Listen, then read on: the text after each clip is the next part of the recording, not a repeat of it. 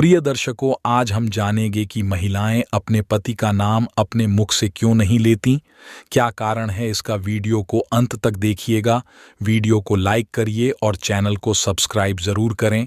स्त्रियों के धर्म के बारे में भी बताया गया, स्त्रियों का क्या धर्म है जो गृहस्थ का पालन करते हैं। क्योंकि विद्या खत्म करने के बाद दो रास्ते आपके पास आते हैं, या तो वैराग्य या गृहस्थ। तो स्त्रियों के लिए गृहस्थ धर्म के बारे में बताया गया कि आप पतिव्रता धर्म का पालन करें। ऐसे आजकल हर व्रत दो दो हो गए हैं, ऐसे यहाँ भी पतिव्रता व्रत और एक पत्नी व्रता व्रत हो गया है, और दूसरा व्रत आजकल ज्यादा चल रहा है। तो पतिव्रता धर्म के बारे में बताया गया, अपने पति का नाम मुख से ना लें, जो असल नाम है वो नाम नहीं लेना चाहिए।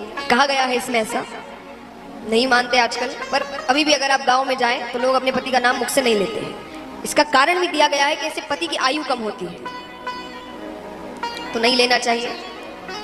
एक बार एक महिला अपनी जेठ जी की बेटी चंपा के साथ कथा में आती है। महाराज जी कथा कह रहे थे। अब कथा के बीच में जैसे भजन होते हैं, तो महाराज जी ने भी भजन गाए, जय रघुनंदन कंस निकंदन देवकी नंदन त्वम शरण। अब सब भजन गा रहे हैं सिवाय उस महिला का। क्यों? क्योंकि उनके पति का नाम था देवकी नंदन। अब वो गा नहीं रही। अब महाराज जी की नजर उन पर पड़ती है, तो महाराज जी को थोड़ा अटपटा लगता है कि पंडाल में एक एक व्यक्ति गा रहा है सिवाय उस महिला के। थोड़ी देर बाद महाराज जी ने हाथों का इशारा किया कि तुम भी गाओ। महिला को लगा कि महाराज जी ने भी मुझे देख लिया। तब वो कुछ देर बाद गाती है चंपा को देखते हुए कि जय रघुनंदन कंस निकंदन चंपा के चाचा त्वम शरण।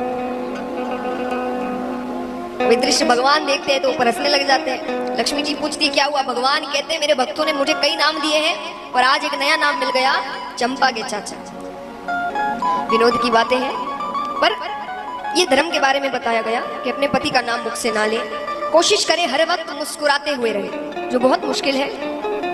महिलाओं के लिए तो खास करके बहुत ज्यादा मुश्किल है, और जिनके घर में छोटे बच्चे हैं उनके लिए और ज्यादा मुश्किल है। पर आप जितना मुस्कुराएंगे, जितना खुश रहेंगे, आपका घर उतना खुश रहेगा, उस घर में लक्ष्मी आएगी।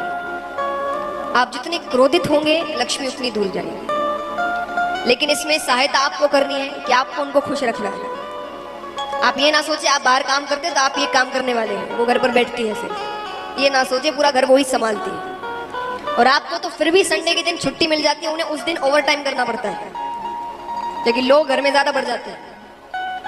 तो अगर आप चाहते हैं आपका घर खुश रहे, तो आप अपनी पत्नियों को खुश रखिए, मुस्कुराते हुए रखिए।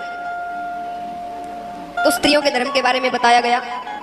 अब राजा परीक्षित पूछते हैं कि महाराज मुझे दान के बारे में बताइए। दान कब करना चाहिए, किसे करना चाहिए?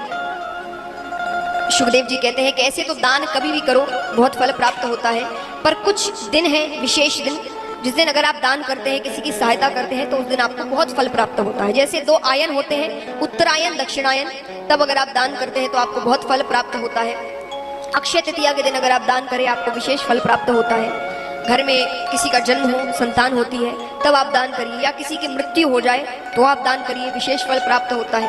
पर दान भी सुपात्र को करो, जिसे जरूरत है। कुपात्र को दान करोगे तो उसका असर उल्टा पड़ जाएगा। अगर आपके दिए हुए धन से या सहायता से वो कोई गलत काम कर रहा है, तो उसका असर, उसका पाप आप पर भी चढ़ेगा, क्योंकि आपने सहायता करी है। सुखदेव जी उदाहरण देते हैं, एक बार एक राजा, महाराजा महारानी दोनों सो रहे थे कमरे में। मध्य रात्रि में रानी की नींद खुल जाती है, तो वो बरामदे की ओर आती है। बरामदे में नीचे देखती है कि एक मछुआरों का परिवार सो रहा है। ठंड का समय था, ठिठुर कर। उन्होंने राजा को उठाया और कहा कि मेरी इच्छा है कि मैं इन्हें कुछ कंबल दान कर दूं। राजा ने कहा ये दान के योग्य नहीं है, आप सो जाइए। राजा ने मना कर दिया, तो दूसरे दिन रानी ने छिप कर राजा से रात्रि के समय चुपचाप उन्हें कुछ कंबल उड़ा कर आ गई। अब ठंड का समय तो चला जाता है। मछुआरों के परिवार ने सोचा अगली ठंड तक इसे कौन संभाल कर रखे, उसे उगड़वा कर उसका जाल बनाया गया, और उस जाल से वो रोजाना कितनी मछलियों की हत्या करते हैं। अब यहाँ मछलियों की हत्या हो रही है, पाप चढ़ रहा है राजा पर, क्योंकि धन किसका था? राजा का। राज खजाने से, राजा के खजाने से पैसे लिए थे, तो राजा का धन था। पाप राजा पर चढ़ रहा है, पाप चढ़ रहा है तो उसका पराक्रम कम होता जा रहा है। जब आप अच्छे कार्य करते हैं, आपका मन साफ होता है, आपके मन में कोई गलत बातें नहीं होती, किसी के लिए कुछ गलत भावनाएं नहीं होती, अपने आप आपके चेहरे पे एक तेज होता है। और जब आपके मन में गलत भावनाएं होती हैं, आप गलत काम करते हैं,